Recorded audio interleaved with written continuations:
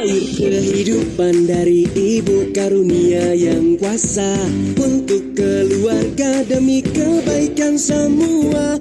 Bayi tumbuh sempurna, aman dari virus, kuman, dan banyak penyakit jahat lainnya. Tumbuh sehat, pintar, cerdas, dan membahagiakan. Saatnya menyusui, waktu terindah ibu dan bayi. Ibu sehat dan bahagia, bayi sehat tumbuh sempurna, keluarga gembira. Yo, ASI eksklusif 6 bulan agar bayi sehat.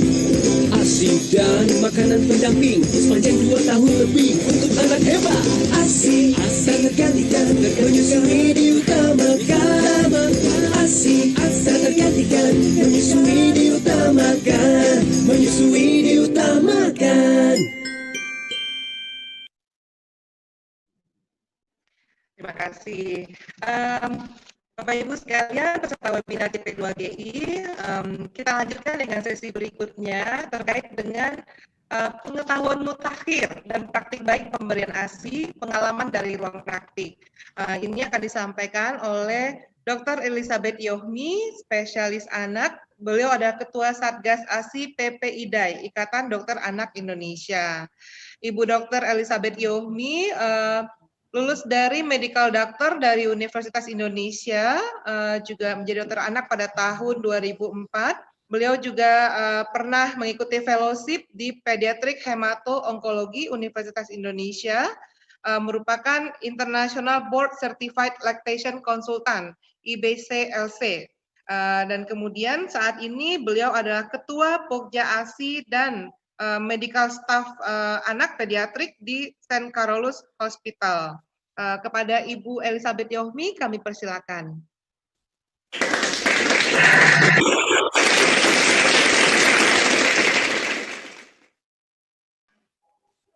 Oke, selamat siang. Apakah suara saya kedengeran? Jelas ya? Oke, terima kasih pertama-tama saya ucapkan undangannya untuk dalam rangka merayakan Pekan Menyusui Sedunia ini. Mohon maaf, ini tadi saya mau pakai laptop, tetapi laptopnya ternyata nggak bisa, jadi saya pakai dua ini laptop dengan HP ya. Jadi yang kamera pertama makanya nggak bisa kebuka videonya. Boleh di-share screen? Dari panitia bisa di-share screen PPT saya? Oke. Ya, tadinya memang judulnya ini pengetahuan mutakhir dan praktek menyusui ya, pengalaman dari ruang praktik. Ini tadinya besar sekali ya, ternyata banyak pertanyaannya kalau saya lihat mengenai COVID ya, mungkin nanti kita bahas dalam diskusi. Berikutnya. Ya, jadi dalam rangka Pekan Menyusui Sedunia tahun ini, kita tahu dukung menyusui untuk bumi yang lebih sehat, tadi sudah lebih banyak dibahas oleh Ibu Dian. Berikutnya. Nah, nanti ini adalah topik bahasan yang akan saya paparkan. Berikutnya. Ya, jadi kita kenapa bilang pekan menyusui ya? Jadi ternyata menyusui bukan saja sekedar memberikan ASI. Ya, di situ banyak sekali hal-hal yang nanti kita lihat keuntungan dan keunikannya. Berikutnya. Ya. Jadi dulu kita sudah kenal ya istilah ASI eksklusif. Jadi pemberian ASI secara langsung dari ibu kandung atau ibu susuan atau ASI perah tanpa cairan dan makanan yang lain, kecuali vitamin, mineral, dan obat-obatan. Jadi kalau ada ibu-ibu memang anaknya kebetulan sakit dalam fase masa eksklusif, itu masih diperbolehkan ya, karena itu adalah kebutuhan juga, dan itu ada instruksi dokter, jadi ada indikasi medis ya. Jadi jangan kecil hati kepada para ibu-ibu, aduh saya nggak ASI eksklusif dong, gitu ya.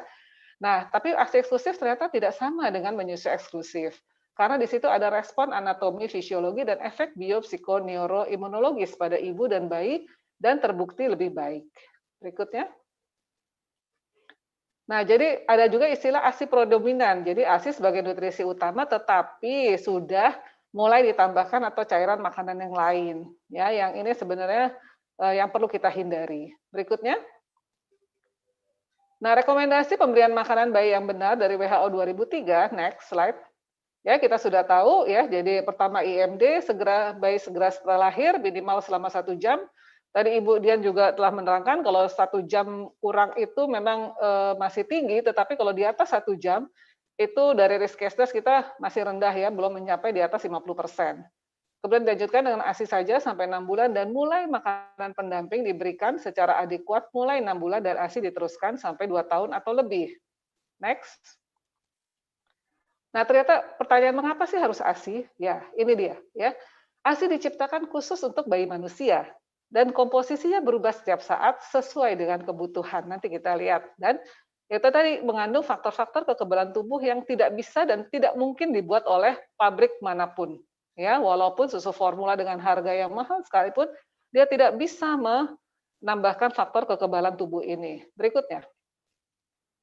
Nah, itu tadi kenapa ASI diciptakan sangat spesies spesifik ya. Kita lihat ini banyak sekali mamalia yang menyusui ya karena ya anak gajah pasti harus dapat susu dari ibu gajah seperti itu ya.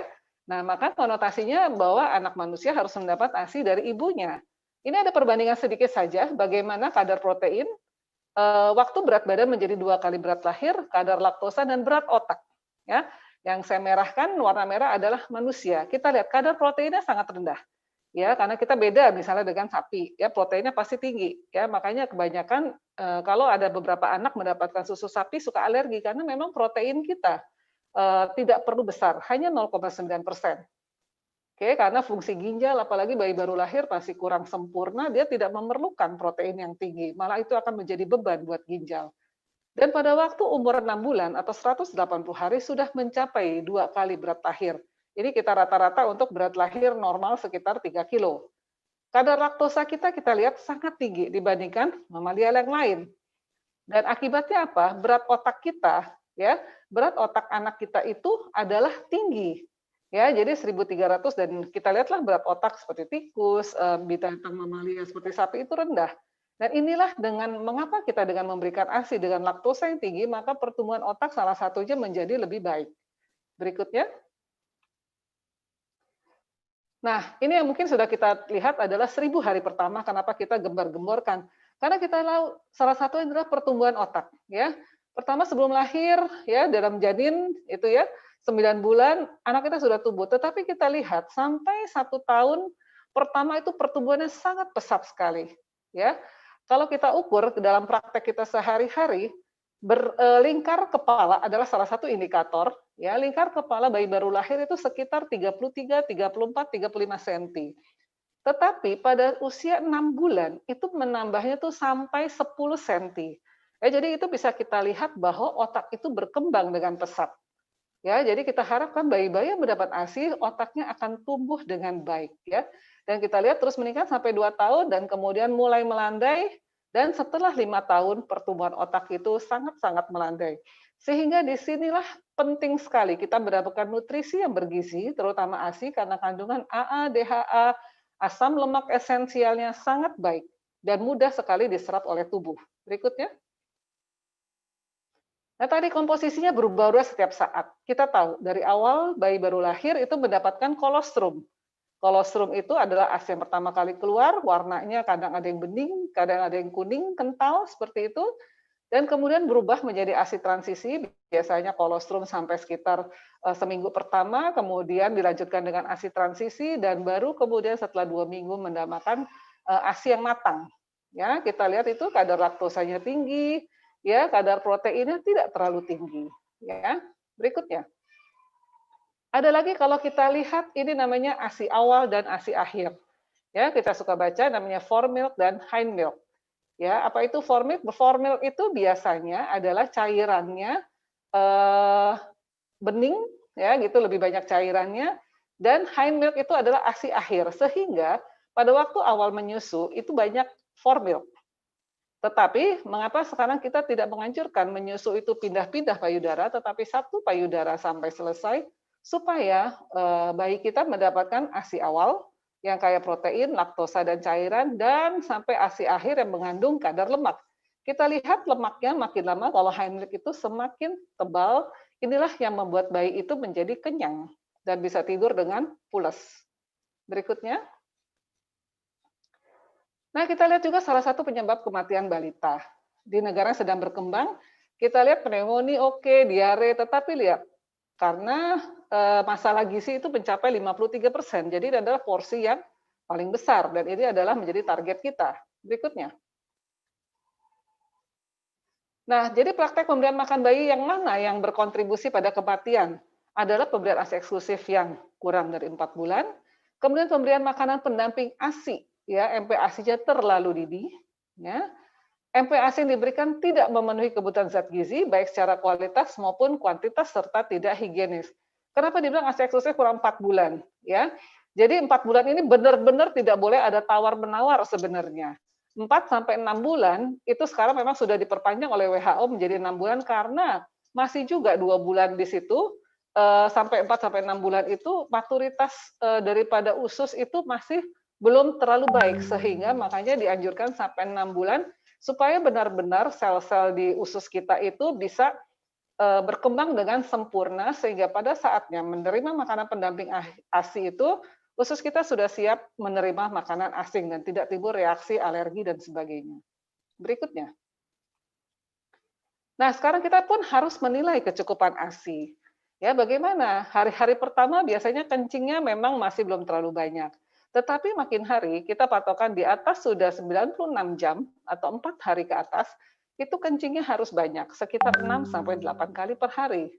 Dan buang air besarnya juga lebih sering dibandingkan bayi-bayi yang mendapat PASI. Dan kita menyusuinya on demand setiap 1 sampai 3 jam, kurang lebih 8 sampai 12 kali sehari. Dan lama menyusu minimal 10 menit setiap payudara, jadi sampai mencapai hind milk. Dan kenaikan berat badannya pun harus adekuat. Nanti kita lihat berikutnya. Ini adalah yang kita harapkan kenaikan berat badan bayi kita. Kalau dia mendapat cukup ASI adalah 3 bulan pertama, kenaikannya 750 paling minim sampai 1 kilo. Ya, tetapi 3 bulan berikutnya memang sudah tidak bisa rata-rata mencapai 1 kilo lagi. Minimal 600 gram per bulan. Nanti trimester ketiga sekitar 450 gram dan selanjutnya. Jadi benar-benar 3 bulan pertama itu adalah kita harus mengejar. Ya, karena kita tahu tadi pertumbuhan otak yang begitu pesat, dan itu kita tandai juga dengan kecukupan ASI dari kenaikan berat badan yang adekuat tentu saja. Berikutnya. Nah, menyusui penting, bukan saja untuk bayi, tapi juga buat ibu. Karena ada ibu yang merasa, aduh saya capek-capek ngapain sih buat bayi saya aja, saya nggak ada apanya, saya cuma capek doang. Itu mungkin adalah interpretasi yang salah. Jadi menyusui itu penting baik buat bayi maupun baik buat ibunya. Tentu saja untuk bayi kita tahu tumbuh kembang, bayinya akan menjadi baik, ikatan batin, kecerdasan, tetapi buat ibunya juga merupakan salah satu menurunkan angka kematian ibu, seperti mengurangi resiko perdarahan yang kita tahu banyak sekali kematian karena atoni uteri, ya, jadi uterusnya tidak atau rahimnya tidak berkontraksi dengan baik. Ternyata dengan menyusui akan merangsang oksitosin, dan oksitosin ini salah satu fungsinya juga membuat rahim itu berkontraksi sehingga rahim itu mudah mengecil dan dia bisa mencegah perdarahan, ya. Gejala depresi juga berkurang dan resiko kanker, terutama kanker payudara pun akan berkurang. Resiko osteoporosis di kemudian hari dan resiko diabetes, ya. Ini yang mungkin pada saat edukasi juga kita harus menjelaskan keuntungan bukan saja untuk bayi, tetapi juga untuk ibunya. Demikian berikutnya. Nah, keuntungan yang lain buat ibu apa? Ya, jadi respons stresnya juga akan lebih baik, sehingga kesehatan mental ibunya menjadi baik. Ya, metabolismenya juga optimal. Tadi kualitas tidur ibu lebih baik ya, karena dengan menyusui, terutama malam hari, hormon prolaktin yang dihasilkan itu akan membuat ibu itu menjadi lebih rileks. Ya, hormon oksitosin itu dia juga hormon kasih sayang itu juga akan berproduksi lebih banyak sehingga bayi ibu itu menjadi lebih lebih sabar, lebih mencintai bayinya.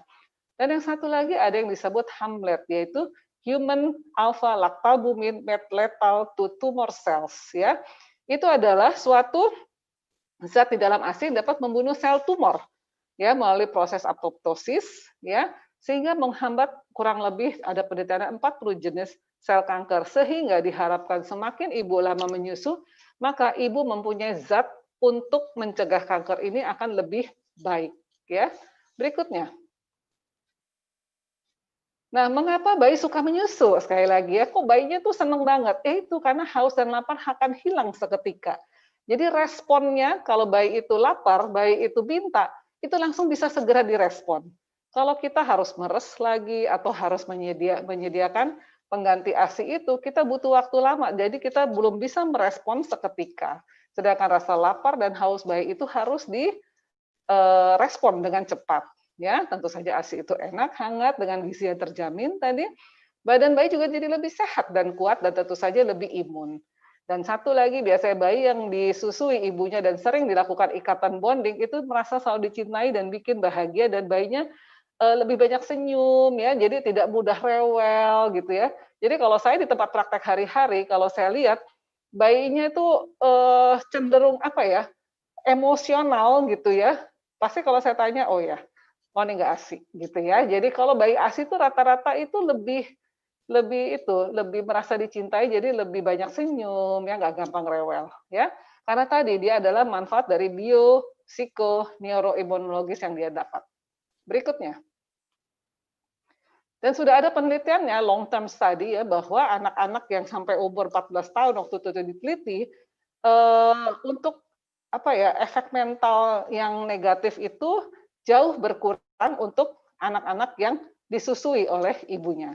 Nah, bisakah saya menyusui pada bayi sakit, tadi bayi kembar, anak adopsi, ibu minum obat, payudara kecil, ibu bekerja? Menyusui itu sangat simpel dan sangat fleksibel, dan itu asal kita tahu bagaimana caranya. Ya, berikutnya.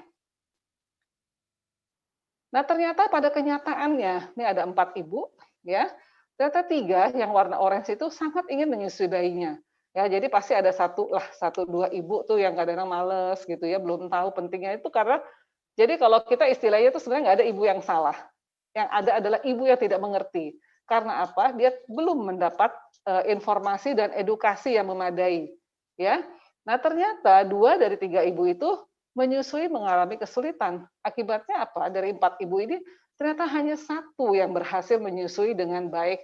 Dan itu menjadi PR kita 3 ibu yang lainnya. Berikutnya. Ini adalah untuk keberhasilan dikatakan untuk IMD ASI eksklusif kita perlu adanya 7 kontak pertemuan ASI. Ya, kapan saja kontak pertama adalah dan kontak kedua adalah pada saat ibu masih hamil, ya. Harus minimal 2 kali kontak. Nah, kontak ketiga pada saat IMD didampingi, kontak keempat adalah pada saat nifas, dan kontak kelima pada kontrol pertama. Ya, selanjutnya kontrol kedua saat imunisasi, dan kontrol berikutnya 7 itu harus kita kuatkan untuk 2-3 bulan pertama. Berikutnya. Nah, sebenarnya WHO UNICEF sudah membuat bagaimana membuat ibu itu sukses. Ya, namanya Baby Friendly Hospital Initiative sejak tahun di sini terus dari 2002 nggak salah gitu ya. Jadi sudah di-update sampai 2017 yang terakhir. Ada namanya kalau kita kenal 10 langkah menuju keberhasilan menyusui. Berikutnya. Nah, apa saja nih? Dan ini adalah suatu yang revise ya tahun 2017. Jadi dibagi 2 sekarang bagaimana punyanya manajemen klinis. Jadi ini adalah punyanya dari suatu pimpinan rumah sakit di sini. Dan yang kedua adalah bagaimana praktek ke masyarakat, ya. Yang pertama adalah berikutnya. Next. Nah, kode, ya. Jadi memang di rumah sakit atau fasilitas kesehatan itu harus memenuhi kode pemasaran pengganti ASI. Ya, ini yang memang makin ramai dan marak ya. Jadi bagaimana pengganti ASI itu sering melanggar kode ini. Dia masuk ke fasilitas kesehatan, dia menyumbang sedemikian besar, membuka booth-booth di dalam rumah sakit atau layanan, ini tentu saja tidak mengikuti kode dengan baik, ya. Jadi bagaimana mereka bisa dengan mudah mencapai konsumen untuk mempengaruhi untuk membeli produk-produk mereka.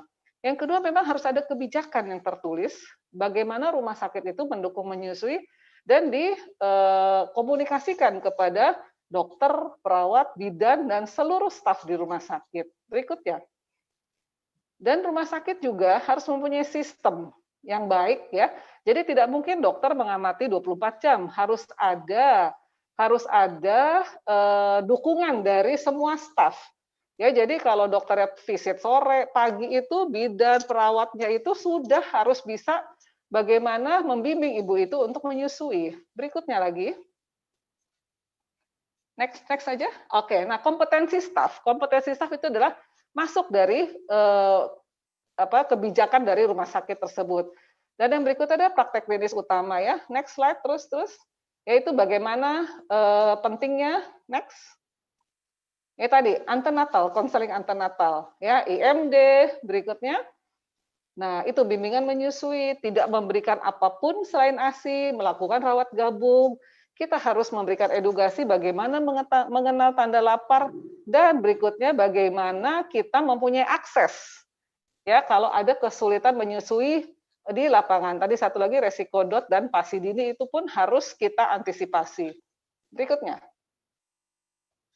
Nah, ini adalah salah satu kita rangkum 5 kunci sukses menyusui. Ya, next. Nah, pertama tadi, kontak kulit bayi dengan kulit ibu segera setelah lahir. Apa itu? Ya, next. Nah, jadi perawatan setelah melahirkan, rumah sakit mendukung ibu untuk menyusui. Ya, jadi sebenarnya tidak sulit, kasih saja kesempatan. Ya, kasih saja kesempatan, ibunya bisa skin to skin, kontak kulit dengan kulit. Ya, bidan perawatnya itu bisa mengerjakan hal yang lain, asal dibiarkan kontak kulit itu dan diberi kesempatan ayah ya untuk mendampingi. Hanya kita harus beritahu tanda-tanda apa saja yang harus memanggil tenaga kesehatan. Misalnya kalau bayinya kok napasnya tidak teratur atau tampak biru. Jadi yang penting kepalanya itu dimiringkan, jangan sampai kepalanya tertunduk ya di dada ibunya, takutnya tidak bisa nafas. Seperti itu. Berikut ya. Nah, ini adalah IMD adalah awal proses menyusui, karena dada ibu kita anggap sebagai termoregulator dan inkubator alami. Ya, kita lihat itu bayinya ya, sangat responsif, karena memang dikatakan kalau diletakkan di dada ibunya, ya, itu adalah jarak yang paling baik, ya, antara mata bayi itu bisa menatap mata ibunya. Ya, sehingga pada saat IMD itu adalah suatu awal yang baik untuk sekaligus menstimulasi panca indera bayi kita. Berikut ya. Nah ini adalah manfaat tadi. Kenapa sih harus IMD kontak kulit ke kulit? Kok kayaknya biasa aja, tetapi ternyata itu sangat membantu sekali misalnya menjaga suhu bayi stabil. Ya, seringkali kalau saya habis operasi di kamar bedah, ya kalau seksio cesaria, itu kan kamar OK atau kamar operasi itu dingin. Ya, jadi dengan kita tempelkan di dada ibunya, kita juga kasih lampu penghangat gitu ya. Terus kita selimuti hangat itu. Yang tadinya kalau kita ngecek saturasi oksigen itu nggak dapat, pada saat ditaruh di dada ibunya, kadar saturasi oksigennya itu cepat sekali kita dapatkan. Karena apa? Suhu badan bayi itu cepat sekali menjadi normal, ya, karena ada dekapan kontak kulit antara ibu dengan bayinya. Dan tentu saja mengatur denyut jantung bayinya dan laju napas jauh lebih baik, ya, karena dia sudah mengenal ya detak jantung ibunya sendiri. Anaknya menjadi lebih tenang, tadi nangisnya nggak karuan, anak itu menjadi lebih tenang sehingga itu juga mengurangi pembakaran kalori ya. Dan satu lagi adalah menambah kolonisasi tadi flora normal di usus bayi. Ya, karena kulit ibunya flora atau kuman yang ada di kulit bayi ibunya merupakan kuman baik yang nanti dia bisa berkembang biak setelah dijilat-jilat oleh bayinya itu menjadi mekanisme pertahanan tubuh buat si bayinya. Oke, berikutnya. Ini adalah 9 langkah IMD, ya 1 jam atau lebih. Sehingga kadang-kadang, kok bayi saya masih tidur? Iya, karena dia memerlukan 9 tahap, tidak bisa dibuat instan. Ya, pertama masih nangis, karena proses melahirkan adalah suatu trauma buat bayi. Ya, jadi dengan dia lahir, dia kehilangan pegangan, kehilangan belayan, ya, kehilangan dekapan dari air ketuban, seperti itu ya. Jadi dia merasa lonely lah sendiri. Setelah itu dia menangis dulu. Tapi lama-lama dia menjadi rileks, ya. Kemudian mulai bangun, mulai aktif ya, mulai mencari-cari, ya seperti itu. Dan akhirnya dia berusaha untuk mendapatkan sumber kehidupannya, ya. Dan dia bisa sampai mencari ke puting ibunya untuk menghisap, ya. Jadi tahap-tahapan ini semua bayi sama, baik bayi Indonesia, Asia, Eropa, Amerika, bahkan Afrika semua sama. Ya, karena ini adalah suatu yang sudah diciptakan Tuhan buat refleks kehidupan atau survival. Berikutnya. Next. Nah, ini adalah suatu penelitian ya. Edmund ini sangat terkenal ya. Bisa dilihat di Pediatrics 2007, dia melihat bahwa dengan dilakukan IMD, maka kemungkinan kematian bayi itu berkurang. Yaitu tadi karena refleks yang sangat dari awal sudah diaktifkan ya. Kalau within 1 hour ya kematiannya sekitar 0,7, tetapi semakin lama kita lakukan kontak kulit ke bayinya, maka juga dulu kan kalau seksio katanya nggak boleh langsung, nanti dikasihnya besoknya. Kalau besoknya udah hari kedua, kematian akan meningkat jadi 2,3. Kalau hari ketiga ya meningkat jadi 2,6. Ya, apalagi setelah hari ketiga baru dikasih ke bayinya, maka kematian akan meningkat menjadi 6 kali. Ya, kemungkinannya. Berikutnya.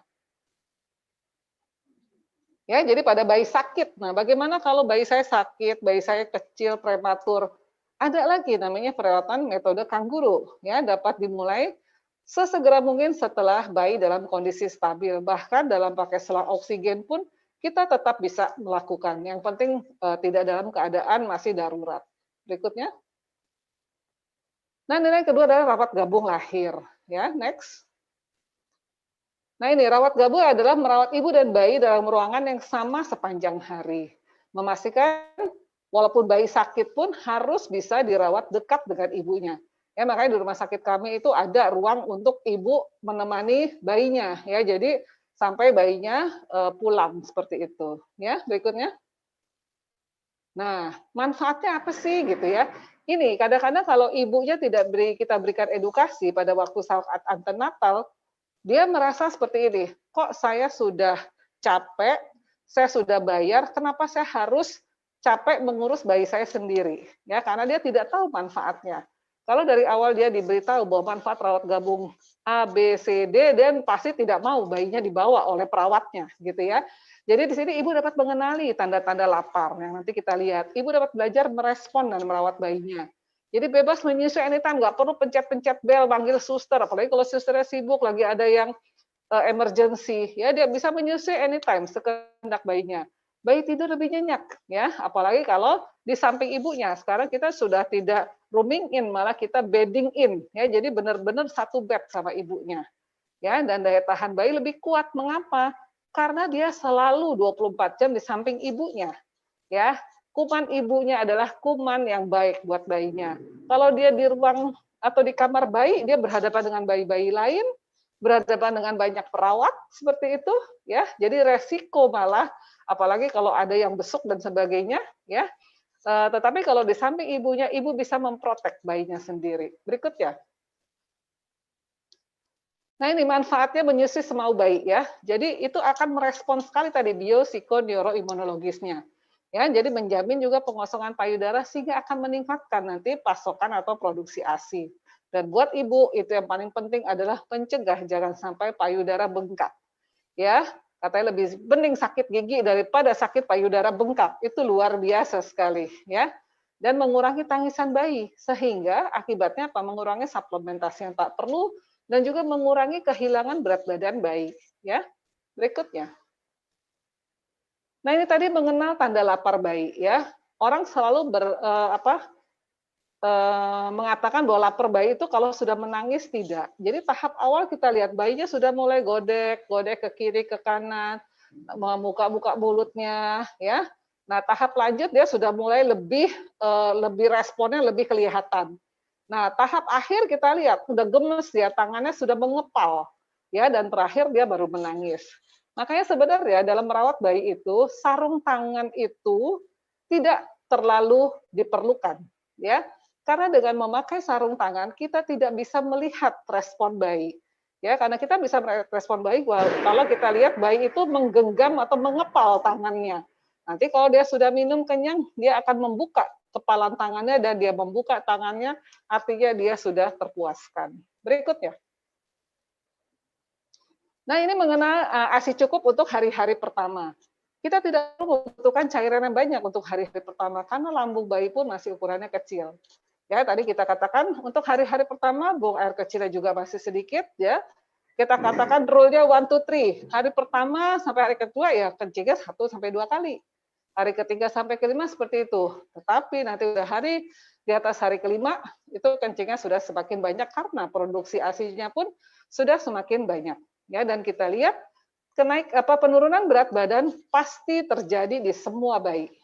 Kalau hari-hari pertama berat badannya naik, kita malah pusing. Kenapa nih berat badannya naik ya? Jadi berat badan tuh harus turun dulu ya karena mengeluarkan cairan-cairan di ekstrasel dan itu tapi tidak boleh lebih dari 10%. Ya, berikutnya. Oh, ini kebalik ya. Ya sudah, kok jadi berubah ya. Next saja. Nah, bagaimana kita mencegah pemberian susu atau makanan tambahan tanpa indikasi medis ya? Berikutnya. Nah, ini ya, jadi pemberian suplemen ini benar-benar hanya kalau ada indikasi medis ya. Dan memprioritaskan kalau ada donor ASI, tetapi donor ASI yang terscreening dengan baik ya. Sayangnya di Indonesia sampai saat ini kita belum punya bank ASI untuk melakukan screening dan pasteurisasi sesuai standar. Ya, jadi adanya pasteurisasi sederhana dan itu tidak direkomendasikan. Ya, berikutnya. Ini adalah beberapa alasan medis yang dapat diterima sebagai dasar penggunaan pengganti ASI. Apa saja kita lihat? Nah, kondisi bayi ya, bayi yang memerlukan formula khusus, misalnya memang ada namanya galaktosemia klasik, dia tidak bisa lah merubah laktosa yang ada di ASI ibunya. Ya, maple syrup urine disease ini juga penyakit-penyakit metabolik khusus dan phenylketonuria, dia malah membutuhkan susu formula khusus yang harus diimport malah ini, tapi nggak tahu mungkin sudah ada sekarangnya, tapi itu benar-benar atas anjuran dan resep daripada dokter-dokternya pun khusus dokter metabolik ya. Berikutnya. Nah, bayi yang membutuhkan formula selain ASI dalam waktu terbatas, misalnya apa untuk bayi yang berat lahir yang sangat rendah, ya. Disinilah yang penting kalau ada ASI donor, ya. Kemudian bayi dengan usia kehamilan 32 minggu tadi pasti kecil, resiko hipoglikemi yang gagal merespon dengan pemberian ASI dari ibunya sendiri, ya. Ini jadi harus ditentukan oleh dokter berdasarkan indikasi medis. Berikutnya. Kondisi lain adalah ibu dibenarkan secara permanen kalau ibunya terinfeksi HIV, di mana pengganti ASI-nya sudah memenuhi kriteria AFAS. Apa saja itu? Dapat diterima, layak, terjangkau, dan berkelanjutan, dan dapat diberikan secara aman. Kalau ternyata ibunya tidak mampu dalam waktu 6 bulan menyediakan susu formula dan berakibat nanti menjadi kematian, itu juga tidak bisa. Atau kesulitan air bersih, kesulitan memberi bahan bakar untuk menyediakan air bersih, tentu saja itu berarti tidak memenuhi kriteria AFAS. Ya. Ini juga ada sementara bisa kita berikan, ada ibunya menderita sakit parah, sehingga membuat ibu kesulitan merawat bayinya. Ya, nanti ada hubungannya dengan ibu yang sakit COVID berat tentu saja. Ya, di mana dia napas saja susah, bagaimana dia bisa memberikan ASI kepada bayinya. Ya, infeksi virus simplex yang ada di payudara, dan sedang terpapar psikoterapi radioaktif, iodium, dan kemoterapi ya. Kalau menderita kanker dan dalam kemoterapi, radioterapi tentu saja tidak bisa kita berikan. Berikutnya.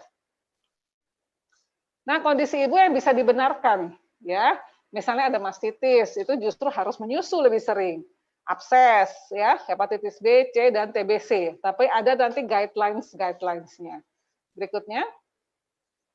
Nah, menyusui ternyata menyelamatkan jiwa. Kita lihat, ya, diare, pneumonia adalah 2 penyakit yang banyak merenggut kematian bayi dan balita. Ya, kita lihat ya, kalau not breastfeeding, kita lihat yang warnanya hijau, ya, jadi tentu saja kematiannya lebih meningkat.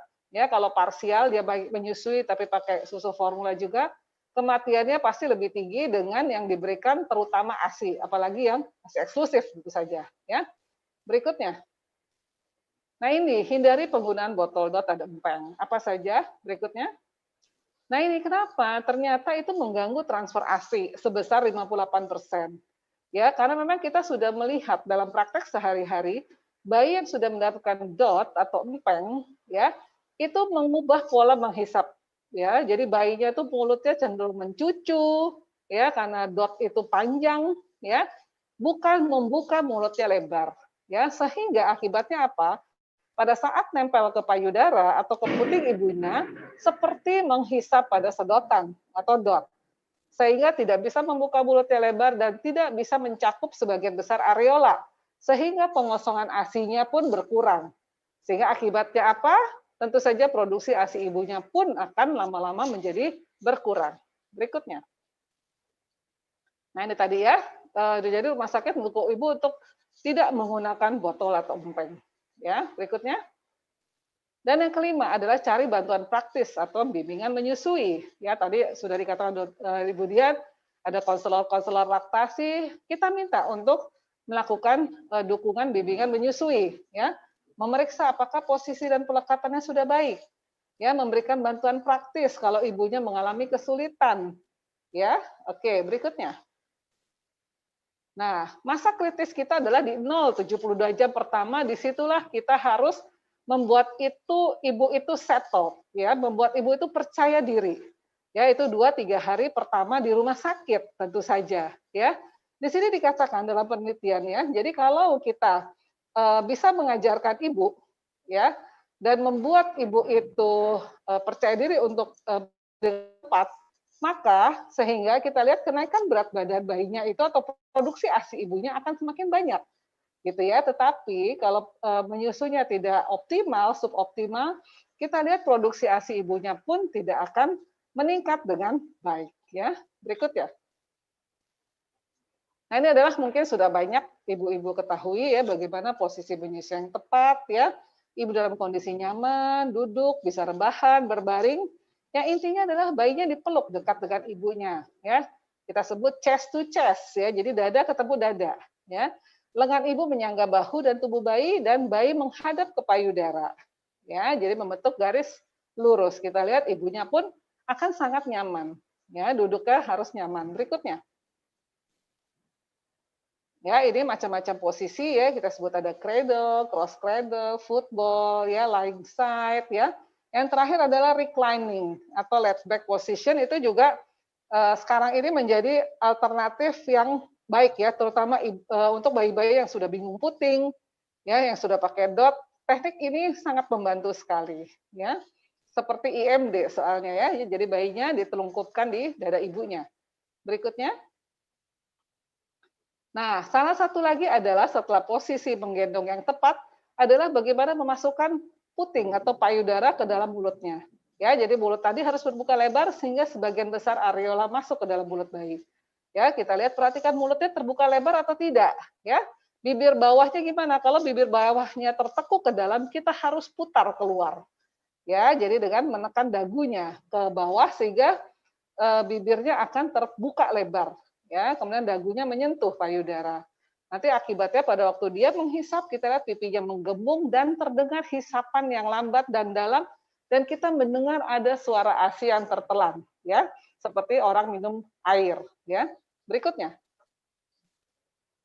Next. Nah, ini ya kita lihat pelekatan ya yang dari luar, dan kalau kita lihat, kalau kita bisa istilahnya menilai dari dalam, ya tentu saja yang A adalah suatu pelekatan yang baik.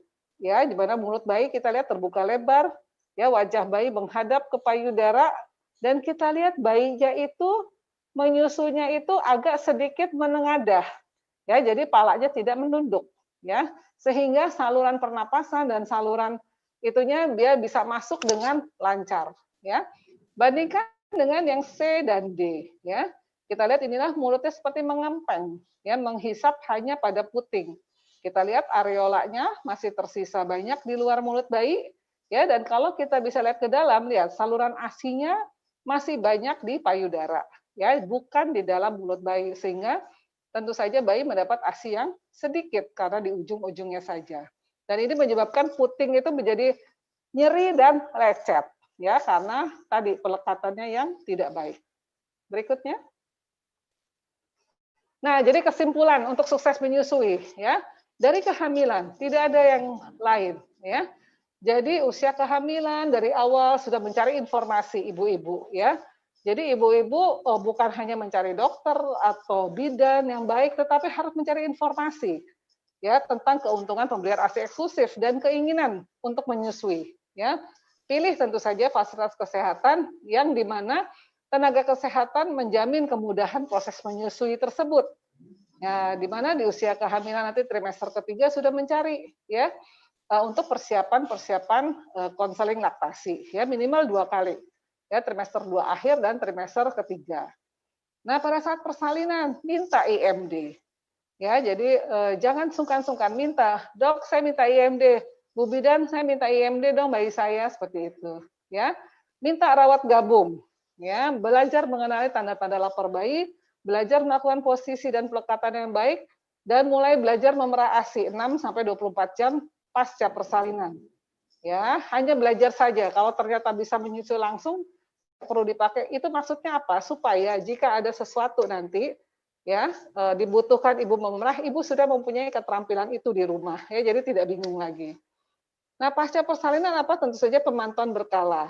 Ya, bagaimana tumbuh kembang bayi, ya upayakan dukungan menyusui itu datang dari keluarga.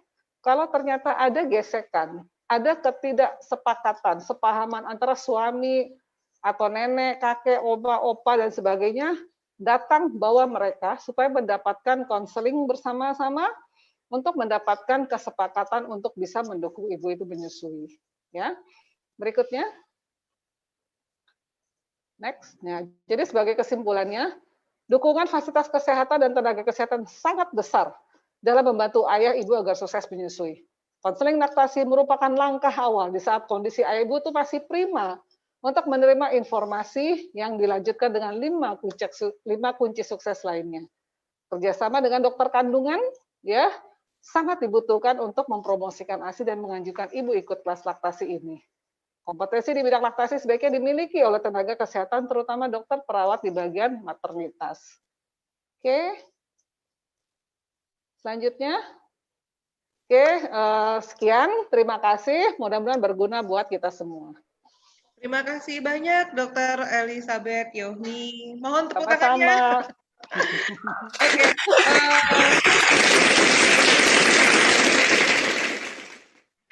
Ibu, ini banyak sekali pertanyaan yang muncul baik di chat room-nya Zoom maupun di chat room-nya YouTube.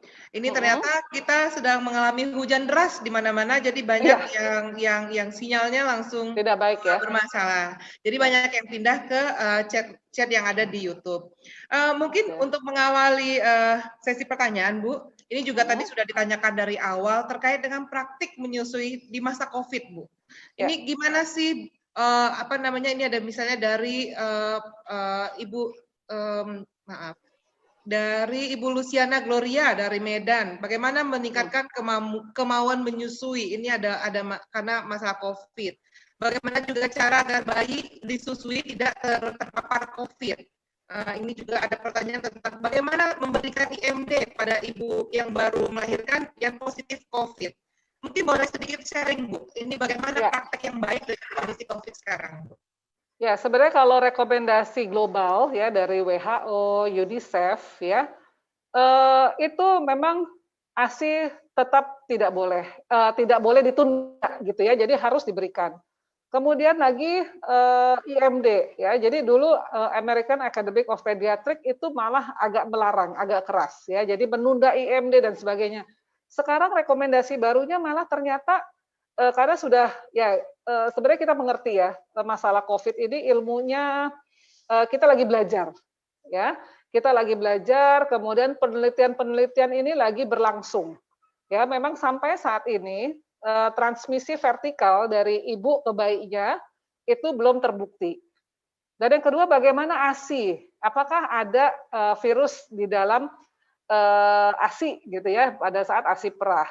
Ada satu jurnal mengatakan ditemukan, tetapi ternyata bukan virus hidup ya. Jadi itu jadi patah lagi ya. Jadi belum terbukti sampai saat ini. Jadi kalau masalah menyusui ya untuk ibu COVID positif tetapi tanpa gejala ya, tidak ada gejala berat, itu sebaiknya tetap dilakukan baik IMD maupun menyusui langsung. Tetapi juga harus diingat, memang ini perlu perlu kerjasama atau kolaborasi. Ya, jadi dengan siapa? Tentu saja dengan rumah sakit, yaitu dokter obgyn. Nanti ada kalau ibunya COVID pasti dirujuk ke dokter paru. Ada tim COVID rumah sakit gitu ya, dan ada dokter anak. Ya, jadi ini memang harus memakan, dan juga ada keluarga tentu saja yang harus dilibatkan di sini. Ya, jadi harus dicek kalau ibunya positif pasti kan akan di-tracing keluarganya ada yang positif atau tidak. Ya, kalau ibunya masih bisa mengurus bayinya sendiri, dia bisa menyusui langsung kalau dia mau. Ya, dan juga memang harus lihat juga fasilitas kesehatan rumah sakitnya. Ya, kadang-kadang fasilitas rumah sakit tidak memungkinkan untuk ibu rawat gabung rame-rame misalnya gitu ya, karena di situ banyak ibu-ibu yang masih negatif seperti itu bagaimana? Ya itu memang harus dilihat. Jadi kita tidak bisa, jadi memang harus customize ya di tiap-tiap fasilitas kesehatan. Intinya kalau tanpa gejala dan sebagainya itu masih tetap bisa IMD, bisa menyusui langsung, tetapi ibunya harus menggunakan masker, terutama masker medis, harus melakukan praktek kebersihan tangan, ya, mandi ya sebelum menyusui, cuci tangan dulu ya, sekitarnya juga dibersihkan, baru memegang bayinya menyusu. Tetapi setelah selesai menyusu, tidak berlama-lama digendong, dicium dan sebagainya, gitu ya. Harus diletakkan di tempat tidur bayinya, memang lebih baik berjarak sekitar 2 meter, tetapi masih di dalam satu kamar. Supaya mengurangi saja kemungkinan ada kontak dengan droplet ibunya, seperti itu ya. Jadi intinya itu tetap bisa dilakukan kecuali ibunya sakit berat dan mendapat obat-obatan yang tidak aman buat bayinya. Ya, kalau kita tahu dapat obat begitu banyak dan obat itu harus kita lihat. Ada beberapa obat yang tidak aman buat bayi. Ya, jadi itu pun harus kita kerjasama lagi dengan dokter paru, ya, dokter penyakit dalam, dokter kandungan. Ibu ini mendapat obat apa saja. Ya, nanti dokter anaknya melihat apakah obat itu aman ya, melalui ASI atau tidak, kalau dikonsumsi bayinya ada masalah atau tidak. Ya, jadi memang saya bilang untuk masalah COVID ini kita masih belajar, gitu ya, masih belajar dan itu memerlukan kerjasama diskusi, ya, antara rumah sakit, dokter dengan keluarga. Apa yang terbaik lah buat anaknya. Intinya kalau ASI-nya sendiri itu tidak mengandung virus, ya, tidak ditularkan. Ya, transmisi dari ibu ke bayinya lewat kandungan itu juga tidak terbukti. Ya, jadi yang paling banyak memang lewat droplet. Dan kalau ibunya mendapat obat, kita harus lihat apakah obat-obat itu aman buat bayinya. Demikian Ibu Rahmi. Terima kasih Ibu. Ini ada pertanyaan juga Bu tentang praktik ASI Bu. Sudah diberikan ASI eksklusif tapi kok ya berat badan anak saya nggak naik-naik.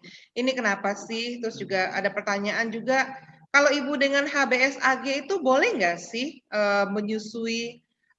Dan juga terakhir pertanyaan tentang stunting Bu. Indonesia sedang sibuk masalah stunting. Target pemerintah itu menurunkan stunting sampai 14%. Mungkin nggak sih sebenarnya ASI ini bisa membantu menurunkan stunting, begitu Bu? Oke, kalau itu jawabannya sih pasti ya.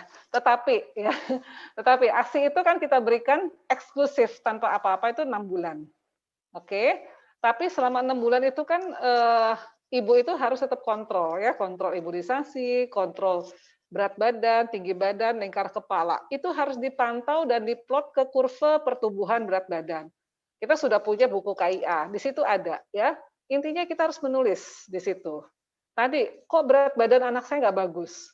Tadi kita harus cek lagi, benar nggak posisinya, benar nggak pelekatannya, menyusunya adekuat tidak, seperti itu ya. Kadang-kadang menyusu tapi ngempeng, hanya di ujung puting. Tadi seperti saya gambarkan, tentu saja ASI-nya tidak dapat dengan sesuai dengan lama menyusu, seperti itu ya. Kadang-kadang ibunya bingung, nyusunya lama kok 1 jam, bahkan 2 jam, tapi kok berat badannya nggak naik? Kalau buat saya pribadi, kalau menyusu berjam-jam, itu artinya bayinya tidak mendapat ASI yang cukup. Kalau dia mendapat ASI yang cukup, ya, dengan posisi pelekatan yang baik, dia 30 paling lama 40 menit dia sudah melepas dan dia cukup dan dia kenyang. Ya, tetapi kalau menyusu sampai berjam-jam, ibu harus lihat lagi nih benar nggak menyusu atau ngempeng, dapat nggak seperti itu. Ya, jadi memang harus dinilai satu persatu. Dan satu lagi, kalau udah 4-5 bulan, bayi itu tentu saja secara normal pertumbuhannya itu kalau bayi ASI apalagi terutama itu akan cepat sekali ya, panca inderanya semua terangsang dengan baik. Sehingga menyusu itu dia pasti sudah tidak konsen. Karena dia alat panca inderanya sudah berkembang. Jadi sehingga menyusunya harus di tempat yang tenang gitu ya. Jangan diganggu-ganggu nanti bapaknya datang colek, kakaknya datang gitu ya. sehingga bayinya itu akan melepas dari payudara ibunya ya untuk senyum, dia ketawa-ketawa dan sebagainya. Ya, jadi mudah sekali kalau kita bilang ke-distract ya, mudah teralihkan. Sehingga kalau bisa merupakan suatu aktivitas tersendiri ya, di ruang tersendiri, menjalin kasih sayang, menyusu dengan tenang. Ibunya juga jangan main HP, nonton TV dan sebagainya ya. Jadi menyusu harus merupakan suatu aktivitas, benar-benar suatu pekerjaan yang harus dihayati dengan baik. Yang kedua adalah ibu HBsAg positif, ya, itu tetap bisa menyusui, ya, dan terutama kan sekarang sudah disiapkan oleh pemerintah juga. Jadi dari sebelum lahir biasanya sudah harus ke dinas kesehatan setempat untuk meminta imunoglobulin untuk hepatitis B-nya, ya, HBIG.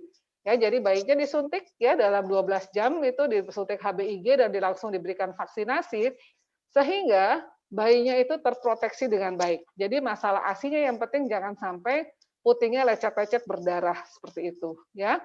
Kalau posisi dan pelekatan yang benar, tidak ada perlukaan pada puting, relatif aman untuk menyusui. Jadi boleh. Oke, terus satu lagi apa tadi?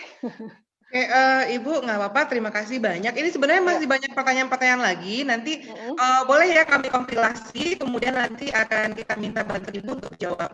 Bagi Bapak Ibu sekalian, jika masih ada pertanyaan silakan dituliskan di Zoom chat maupun di YouTube chat. Nanti JP2GI akan mengkompilasi pertanyaan-pertanyaan Anda dan kemudian akan menyampaikan catatannya pada Bapak Ibu melalui website JP2GI maupun Instagram JP2GI. Terima kasih banyak Ibu Elizabeth Yaumi atas waktunya. Sama-sama. Semoga bermanfaat. Kemudian, ya terima kasih Bu, sangat bermanfaat sekali. Gimana bayinya?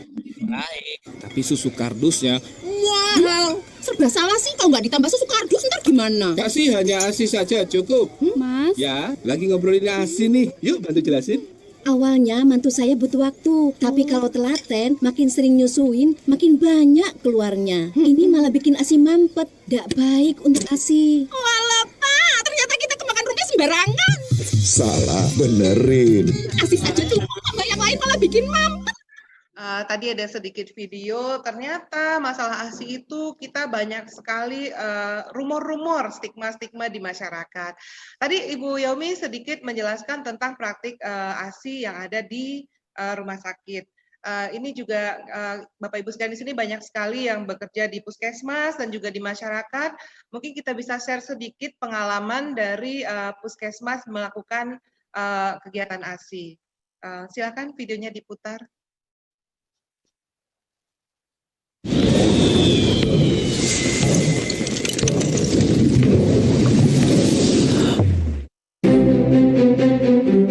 Air susu ibu adalah anugerah Tuhan paling menakjubkan. Tidak semua orang memahami pentingnya pemberian ASI eksklusif selama 6 bulan, khususnya bagi masyarakat modern yang terlanjur terpapar oleh promosi susu formula.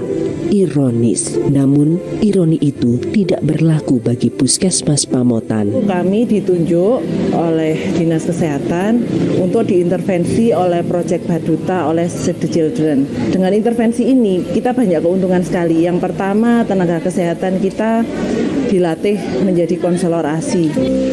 Puskesmas Pamotan yang terletak di wilayah Kecamatan Dampit, Kabupaten Malang merupakan salah satu wilayah intervensi program Baduta yang didukung oleh GAIN. Sepanjang tahun 2014 dan 2015 lalu, beberapa tenaga kesehatan di lingkungan Puskesmas Pamotan telah mendapat pelatihan tentang konseling ASI dan penyuluhan 10 langkah menuju keberhasilan menyusui atau LMKM dari Save the Children atau Yayasan Sayangi Tunas Cilik yang merupakan mitra pelaksana GAIN. Berikutnya, Kepala Puskesmas Pamotan melalui bidan koordinator mulai tergerak untuk mewujudkan hasil training tersebut melalui implementasi 10 LMKM. Dialah Nina Rahayu, seorang bidan koordinator Puskesmas Pamotan yang begitu proaktif mewujudkan 10 LMKM di lingkungan Puskesmas Pamotan. Ibu 2 orang anak ini mencurahkan pikiran dan waktunya untuk memberikan dukungan penuh agar setiap bayi mendapatkan ASI eksklusif. 2014 pada bulan November ini ada SAFE menawarkan untuk mengikuti pelatihan konselor ASI. Dari situlah saya mempunyai tanggung jawab bahwa saya dan teman-teman yang ada di puskesmas harus peduli tentang ASI. Setiap bulan, Nina melakukan pendampingan dan pengawasan di setiap kelas ibu hamil di tempat praktik bidan desa untuk memastikan kegiatan itu telah berjalan maksimal, lengkap dengan ilmu-ilmu tentang ASI saja cukup. Upaya pamungkas dalam 10 LMKM pun dilakukan Nina dan seluruh tenaga kesehatan Puskesmas Pamotan dengan penuh keyakinan membentuk KPASI di setiap desa seperti yang dilakukan di Desa Jambangan ini. Dalam seremoni pembentukan KPASI ini, tenaga kesehatan Puskesmas Pamotan memainkan fragmen drama bertema ASI untuk membentuk kesadaran pentingnya ASI. Pada puncaknya dilakukan penandatanganan bersama komitmen para anggota KPASI, yaitu para tokoh masyarakat termasuk bidan dan perawat desa serta perwakilan para suami. Karena ASI memang menurut saya itu lebih bagus daripada susu formula, kan higienis, dan kalau untuk formula kan jauh lebih mahal, di samping itu kan bukan dari ibunya sendiri. Jadi untuk ikatan batin saya kira kurang pas kalau dikasihkan untuk anak. Lebih baik ASI daripada susu formula. Karena masyarakat itu biasanya percaya kepada tokoh-tokoh penting yang dianggap sangat berpengaruh, seperti tokoh agama, tokoh masyarakat, dukun bayi. Marilah bersama-sama menggerakkan 10 LMKM. Di sini saya sudah mencoba, sudah memulai di puskesmas kami, dan kami sudah merasakan manfaatnya. Bidan Nina selalu merasa senang jika orang-orang menaruh beban berat di pundaknya. Apa yang dilakukan Nina layak dijadikan teladan. Kini Nina telah berhasil membuat perubahan yang paling bermakna di lingkungan Puskesmas Pamotan. Cara terbaik untuk menghargainya adalah dengan terus mempertahankan tradisi baru ini. Terus, dan seterusnya.